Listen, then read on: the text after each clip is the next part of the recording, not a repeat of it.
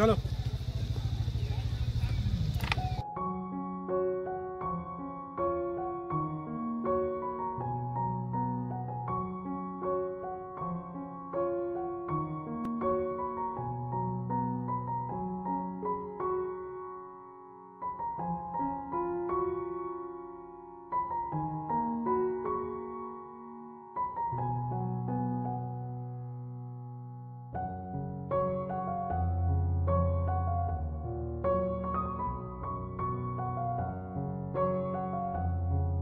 Hello everyone, welcome back to our channel again.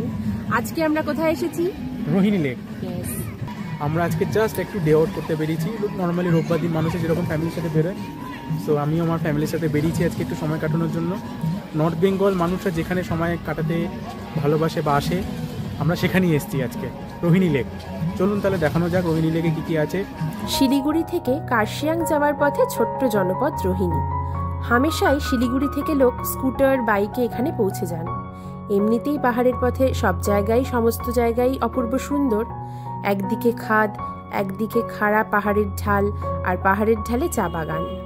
কম বেশি আমরা সবাই দার্জিলিং যাবার সময় রোহিণীর এই রাস্তা ধরে যাই, কিন্তু অনেকেই জানে না এই রোহিণীতেই একটি সুন্দর পার্ক এবং একটি সুন্দর লেক আছে, ও তার থেকে আরেকটু এগিয়ে গেলে একটি শিব মন্দিরও আছে। রোহিণী টোল প্লাজা থেকে প্রায় 1 কিলোমিটার যাওয়ার পরে একটি এবড়োখেবড়ো রাস্তা বাদিকে চলে গেছে মা গায়ত্রী ক্লিনিকের পাশ দিয়ে। এই রাস্তা দিয়েই আরও 1 কিলোমিটার গেলেই রোহিণী পার্ক। এই রাস্তা কাঁচা পাকা এবং বোল্ডার যুক্ত।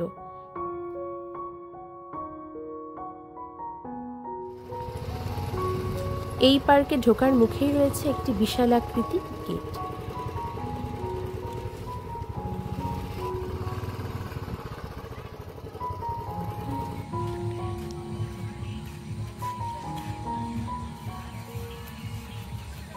টিকিট কাটার দাম আমাদের 10 টাকা করে বাইকে, পার বাইক, আর 20 টাকা করে হলো পার হেড। টোটাল 50 রুপিস লেগেছে আমাদের বাইক আর আমাদের দুজনের টিকিটের দাম।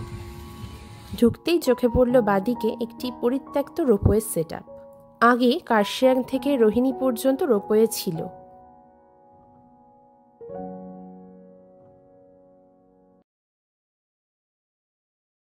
এসেছি রোহিণী লেকে।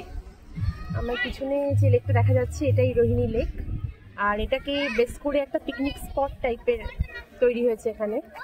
তো এখানে মানুষ পিকনিক করতেও আসে। ব্যবস্থা রয়েছে, সাথে দূরে দেখা যাচ্ছে ঘোড়াও রয়েছে। আই থিঙ্ক ঘোড়াও এখানে রাইডিং করা যায়। তো কত কি খরচা, কিরকম কি আমাদের আপনাকে জানাচ্ছি জেনে।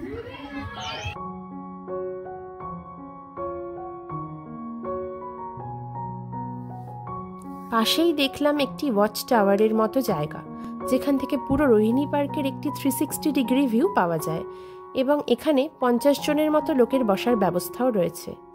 বসে বসে সুন্দর সময় কাটানোর মতো একটি জায়গা।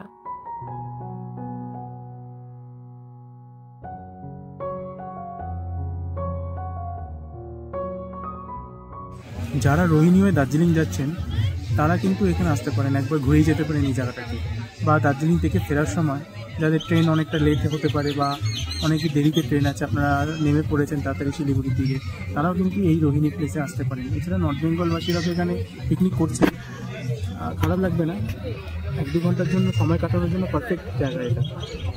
আমরা ওখান থেকে খাবার অর্ডার করেছি। এখানে কিন্তু খাবারের অনেক অপশান রয়েছে, মোমো, চাউমিন, চিকেন ড্রামস্টিক সব পাওয়া যায় এখানে। সাথে বন্ধুদের সাথে সময় কাটানোর জন্য এখানে কিন্তু অ্যালকোহলও রয়েছে অপশনাল। মোমো রয়েছে 8 পিস, 100 টাকা দাম নিয়েছে। আমরা এখন মোমো খাচ্ছি।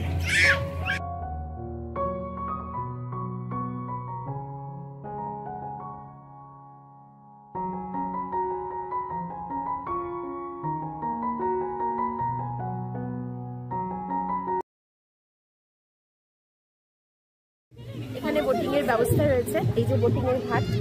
তো এখানে বোটিং এর চার্জ হচ্ছে 200 পার পার্সন হিসাবে নয়, এখানে পার বোট হিসাবে চার্জ করা হয়।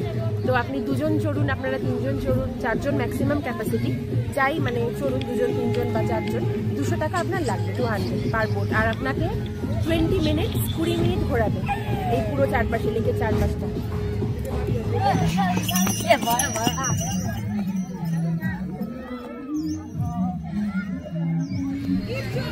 পার ঘোড়া এখানে 200 টাকা, বোটিং আর ঘোড়া সেম কস্ট, 200 টাকা করে ঘোড়া নেয়। লেকটার সারাউন্ডিং আপনাকে ঘোরাবে চারিদিক থেকে, জাস্ট একটা পার্ক দেবে। এই লেকটা একবার পার্ক দিয়ে ঘোরাবে 200 টাকা করে ঘোরার কস্ট এখানে। আপনারা চাইলে রাইডিংও করতে পারেন যদি ভালো লাগে তো।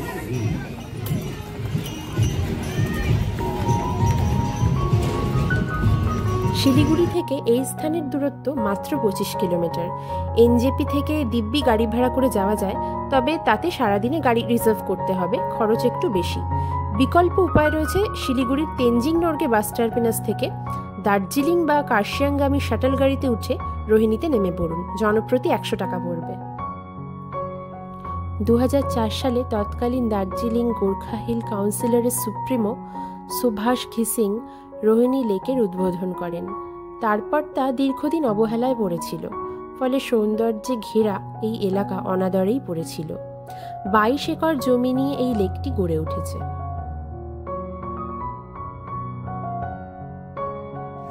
কেন ভাববো না, এখানে একটা মন্দির আছে না পাশে? মনে হয় আছে, আমাদের ঠিক আমি লোকেশনটা জানি না, দেখতে হবে, জিজ্ঞেস করি কাউকে। আর গুগল ম্যাপটা আছে। এমনিতেই শীতকাল পড়ে গেছে, তাড়াতাড়ি অন্ধকার হয়ে যাচ্ছে, তার আগে আমাদের যেতে হবে। অন্ধকার এখন 3:30। এটা কিন্তু লেকের আরেকটা সাইড। আমরা লেকটাকে পুরো রাউন্ড করলাম, এখান থেকে আমরা হাঁটা শুরু করি, সেই যে ব্রিজ করে হেঁটে আমরা এদিক দিয়ে আসলাম, এসে আমরা এখন এখান দিয়ে যাচ্ছি। আমরা এখন ফিরছি। ছোট্ট লেক, খুব একটা বড় লেক নয়।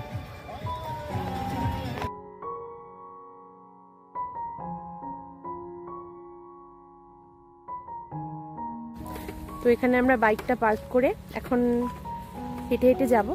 5 মিনিট মতো লাগবে বলছে গুগল ম্যাপ।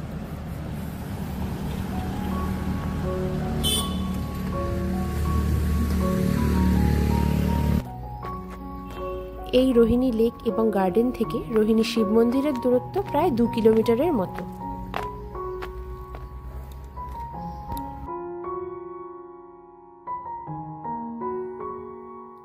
গেটের ভিতর প্রবেশ করা মাত্রই দেখতে পেলাম একটি বিশাল আকৃতি বটগাছ। তার বাপাস দিয়েই উঠে গেছে একটি চড়াই রাস্তা। প্রায় 1 কিলোমিটার মতো চড়াই রাস্তা পেরিয়ে তবেই মন্দিরে পৌঁছানো যাবে।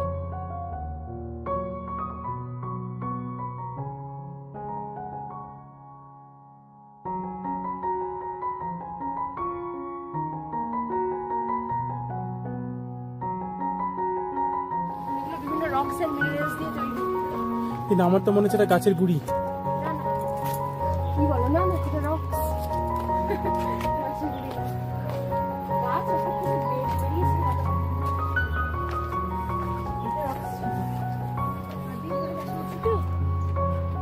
ওই যে দূরে দেখা যাচ্ছে শিব বাবার মন্দির।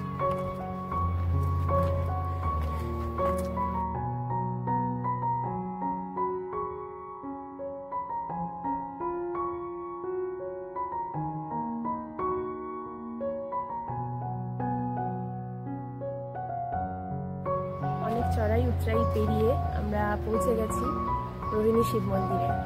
তো যারা দার্জিলিং থেকে কার্শিয়াং হয়ে ফিরছেন বা যাওয়ার পথে ফেরার পথে আপনারা চাইলে রোহিণী লেক আর রোহিণীর এই শিব মন্দির আসতে পারেন, ঘুরে এসে দেখে যেতে পারেন একবার।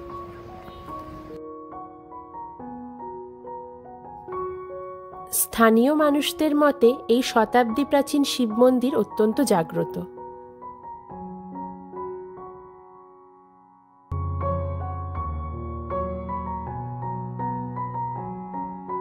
বাবা মহাদেব কিন্তু যেখানে যেখানে বিরাজমান হয়েছেন বা তার মন্দির যেখানে যেখানে তৈরি হয়েছে সেটা কিন্তু অনেক উঁচুতে হয়, পাহাড়ের কোলে হয়, অনেক উঁচুতে হয়। এটাও কিন্তু বেশ উঁচুতে, অনেক খাড়াই রাস্তা পেরিয়ে, বোল্ডার রাস্তা পেরিয়ে কিন্তু আসতে হয় শিবে। সো একটু হাতে সময় নিয়ে আসবেন যারাই আসতে চাইছেন, আর বয়স্ক মানুষরা একটু সাবধানে আসবেন, কষ্টও কিন্তু হতে পারে আপনাদের ওপরে উঠতে গেলে। গাড়ি কিন্তু একটু পার্টিকুলার জায়গা অবধি এসে আপনাকে ছেড়ে দিতে হবে, তারপরে কিন্তু আপনাকে এখানে হেঁটে হেঁটেই আসতে হবে। দূরে কোনো একটা বাড়িতে উনুন জ্বালিয়েছে বা কিছু একটা জ্বালিয়েছে, যার থেকে ধুঁয়ো বেরোচ্ছে, আর এই ধুঁয়োটা কি সুন্দর বাতাসের মধ্যে একটা রেখা তৈরি করে ভেসে বেরিয়ে যাচ্ছে, দেখতে খুবই সুন্দর লাগছে। ক্যামেরায় কতটা দেখা যাচ্ছে জানি না, বাট ওই যে ওইখানটা রোহিণী লেক, ওইখান থেকে আমরা এই মন্দিরে এসেছি। এবার আমাদের বাড়ি ফেরার পালা। যদি আজকের রোহিণী ব্লগটি আপনাদের ভালো লেগে থাকে তাহলে একটা লাইক করে দেবেন, আর সাবস্ক্রাইব বাটন টিপে বেল আইকনটা প্রেস করে রাখবেন পরবর্তী ব্লগের জন্য। দেখা হচ্ছে আবার পরের ব্লগে। আজকের মতো বাই বাই।